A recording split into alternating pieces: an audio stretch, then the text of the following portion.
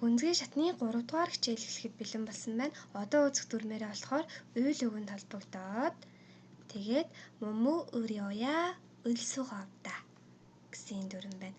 За монголоор бол ерөнхийдөө тгийгээд ч ингийгээд ч тэгэх боломжгүй гэсэн утга санааг илэрхийлж ордог дүрм байгаа. За зөвхөн уйл өгөнд холбогдоод өрөөя батчамтай хэсгээс нь хамаарат гэж иргэлж өгөөд өрөөя өлсөгөөвда гэж холбдог байгаа. Жишээ үг бичээд үзэх юм бол могда гэд гүйгүүлэгчээр төгссөн батчамтай үг байна те. Тэгэх юм бол хэвтэй ийгэж иргэлж өгөөд могөрёя могөлсөгөөвда гэж бичих юм байна. За харин хада ихшгээр төгссөн үг байх юм бол шууд рёя хэлсөгөөвда ингэж бичих нь байна. За ярианы хэлбэрт мөмө өрөөя өлсөгөөвда гэж бас холбогдож болдог байгаа. Хэдүүлээ жишээ өгүүлбэрээ харъя.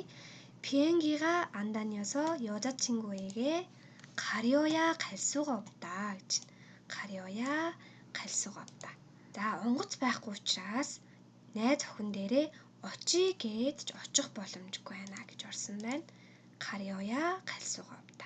За ярианы хэлбэрээр нийтүүлээ хувиргаад үзэх юм бол 갈래야 갈 수가 없다. За ингэж бичиж болох нь байна. За дараагийнх нь жишээ болохоор 일이 너무나 많아서 ажил үнэхээр их байгаа учраас 쉬려야 쉴 수가 없어요 гэж байна. 아무리 гээд ч амрах боломж алга. 쉬려야 쉴 수가 없어요. За ярианы хэлбэрээр нь хувиргаж үзэх юм бол 쉴래야 쉴 수가 없어요. За ингэж орсон байна. За дараагийнхаа өгүүлбэр рүү оръё.